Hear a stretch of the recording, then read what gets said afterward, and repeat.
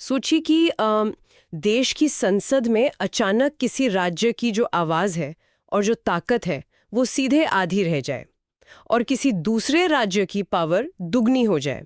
सुनकर थोड़ा अजीब लगता है ना? काफी अजीब है। लेकिन आज हमारे पास न्यूज़ आर्टिकल्स और डेटा का जो ढेर है वो कुछ ऐसी ही कहानी बयां कर रहा है। आज के इस गहरे विश्लेषण में हम 16 अप्रैल 2026 को पेश किए गए डिलिमिटेशन बिल पर चर्चा करने वाले हैं। बिल्कुल।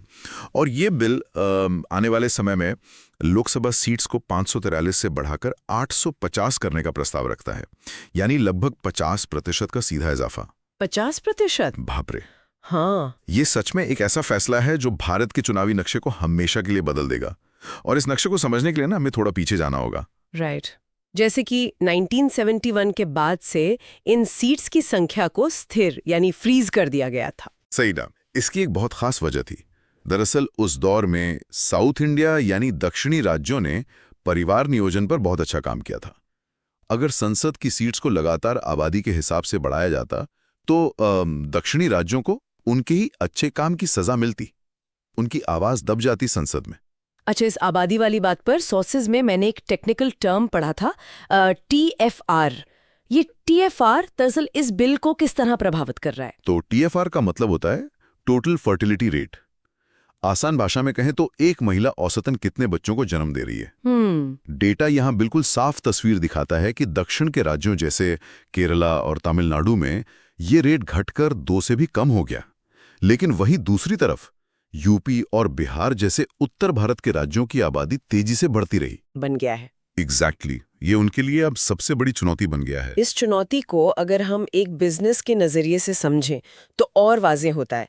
जैसे एक कंपनी में नए ग्राहक लाने का खर्चा होता है, जिसे कस्टमर एक्विजिशन कॉस्ट कहते हैं। अच्छी एनालॉजी है ना? हाँ। अगर एक चुनावी क्षेत्र यानी कॉन्स्टिट्यूएंसी छोटी है और वहां आबादी कम है तो एक नेता को चुनाव जीतने के लिए कम लोगों तक पहुंचना पड़ता है। पर्चा बंटवाने से लेकर रैली करने तक खर्चा और मेहनत दोनों कम लगते हैं। इस वजह से ऐसे सांसद आसानी से जीतकर जल्दी कैबिनेट में जगह बना लेते हैं। बिल्कुल। लेकिन अब जो हमारी सोर्सेज बताती हैं उसके मुताबिक नए बिल के आने से डर ये है कि साउथ इंडिया अपनी 24 सीट्स खो देगा और हिंदी बेल्ट को 43 नई सीट्स मिल जाएंगी। क्या बात कर रहे हैं? सीधे 43 नई सीट्स? हाँ, और ये तो साउथ की पॉलिटिकल पावर को सीधे तौर पर कमजोर कर देगा। पर यहाँ मामला सिर्फ सीट्स के घटने या बढ़ने तक सीमित नहीं है।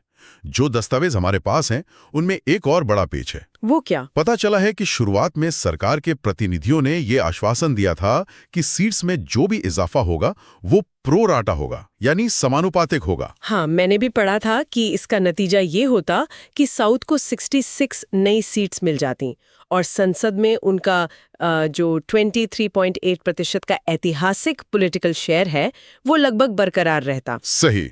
लेकिन एक मिनट, जब विपक्ष ने इस बिल को ध्यान से पढ़ा तो ध्यान देने वाली बात ये थी कि उसमें ये प्रो राटा शब्द तो मौजूद ही नहीं था। वही तो। ऐसे आश्वासन अचानक बिल से गायब कैसे हो गए? यही तो इस विश्लेषण का सबसे अहम पहलू है और आगे की रिसर्च में इस बिल के कुछ और खतरनाक हिस्से सामने आए हैं।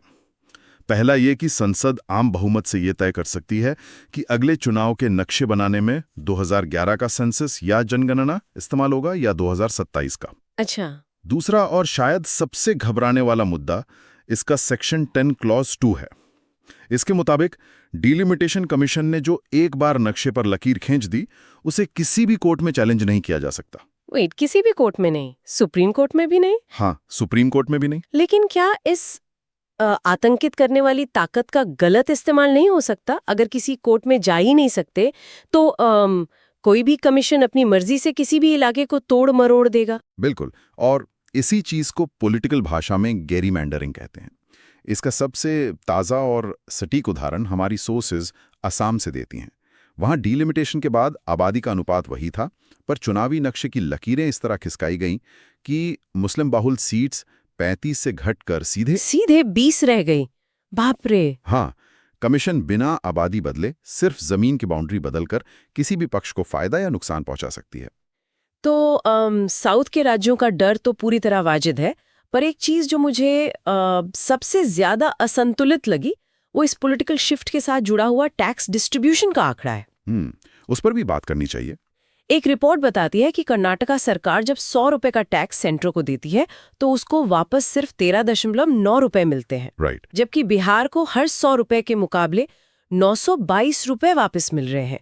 ये देखकर तो यही लगता है कि आबादी कम करने और देश की इकोनॉमी आगे बढ़ाने वालों को सजा ही मिल रही है। ये आंकड़ा बिल्कुल सच है, लेकिन एक इम्पार्शियल विश्लेषण के लिए हमें दूसरा पहलू भी देखना होगा। फाइनेंस मिनिस्टर का जो पक्ष हमारे सोर्सेज में पेश किया गया है वो काफी मजबूत काउंटर आर्ग्यूमेंट है। अच्छा, वो क्या है? उनका कहना है कि सेंटर जो फंड्स राज्यों को देता है वो हमेशा सीधे कैश के रूप में वापस नहीं आते। हाँ? जैसे कोची का पोर्ट हो गया या वहां के नए एयरपोर्ट्स। ओह अच्छा, मैं समझ रही हूँ। ये ऐसे बड़े इंफ्रास्ट्रक्चर प्रोजेक्ट्स हैं जिन्हें सेंटर बनाता है और इनमें लगने वाला पैसा पूरी इकोनॉमी की रफ्तार बढ़ाता है। अगर एक जिले से जमा हुआ टैक्स सिर्फ उसी जिले के अकाउंट में वापस डाल दिया जाएगा तो देश के जो पिछड़े इलाके हैं उनका विकास हमेशा के लिए रुक जाएगा। ये भी है। चलिए, दोनों तरफ की बातें अगर हम मिलाकर देखें तो हर एक पक्ष अपने आप में लेजिटिमेट लगता है। एक लोकतंत्र में ये बहुत जरूरी है कि प्रतिनिधित्व आबादी के आधार पर हो ताकि हर एक इंसान की आवाज को संसद में बराबर का वजन मिले। बिल्कुल। और दूसरी तरफ ये बात भी उतनी ही सच है कि जो राज्य देश की इकोनॉमी चला रहे हैं, जिन्होंने परिवार नियोजन की नीतियों को ईमानदारी से लागू किया, उनको बदले में कमजोर पॉलिटिकल पावर का शिकार नहीं बनाया जाना चाहिए। सही कहा। तो सब कुछ देखने के बाद एक बड़ा सवाल पैदा होता है जिस पर सोच विचार करना बहुत जरूरी है। अगर आगे चलकर इस देश में पॉलिटिकल पावर और फंड्स का बंटवारा सिर्फ और सिर्फ आबादी की संख्या पर ही तय होने लगेगा तो क्या आने वाले भविष्य में राज्य ज्यादा ताकत पाने के लिए अपनी आबादी बढ़ाने की किसी नई रेस में लग जाएंगे?